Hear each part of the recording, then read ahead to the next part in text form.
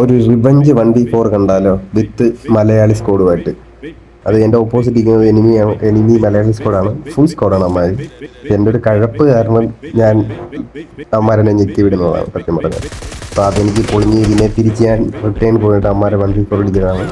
കണ്ടു നോക്കും. അമ്മാർ ഫ്ലാങ്ങൊക്കെ ചെയ്ത് കിടിലായിട്ടൊക്കെ വന്നേ. ഒരുത്ത റൈറ്റ് സൈഡിൽ, ഒരുത്ത ലെഫ്റ്റ് സൈഡിൽ, അമ്മാർക്ക് സപ്പോർട്ടിന് സെൻട്രൽ ഒരുത്തൻ. പക്ഷേ എൻ്റെ പൊസിഷൻ അമ്മാർക്ക് അറിയത്തില്ല. അതാണ് അമ്മാർക്ക് പറ്റിയ അവസ്ഥ. അതാണ് മെയിൻ പ്രശ്നം.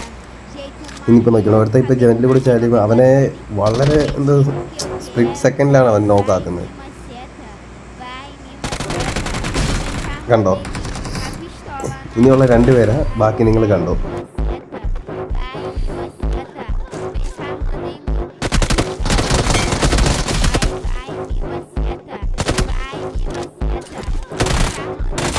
എനിക്കറിയാം ലാസ്റ്റ് മാൻ ഒരിക്കലും എന്നെ പുഷ് ചെയ്തില്ല. അവൻ റിവൈവ് എടുക്കാനേ പോകത്തുള്ളൂ എന്ന് എനിക്ക് നല്ല ഉറപ്പായിരുന്നു. സോ അതുകൊണ്ട് തന്നെ നല്ല കോൺഫിഡൻസ് ആയിട്ട് ഹീൽ ചെയ്യാനുള്ള ടൈമില്ല. സോ ഞാനും വിചാരിച്ച് കിട്ടിയാൽ ഊട്ടി അല്ലെങ്കിൽ ചട്ടി എന്ന് പറഞ്ഞിട്ടാണ് ഞാനും പുഷ് ആക്കിയത്. അത് പക്ഷേ എനിക്ക് വളരെ ഉപകാരമായിരുന്നു. കാരണം നമുക്ക് വലിയ സ്ട്രഗിളൊന്നും ഇല്ലാതെ ലാസ്റ്റ് മാനെ അടിച്ച് ഈസി ആയിട്ട് കംപ്ലീറ്റ് ചെയ്തു. റിവഞ്ച് അങ്ങ് കംപ്ലീറ്റ് ചെയ്തു. സോ അത്ര ഉള്ളൂ. വീഡിയോ ഇഷ്ടപ്പെട്ട ചാനൽ സപ്പോർട്ട് ചെയ്തു. Thank you so much.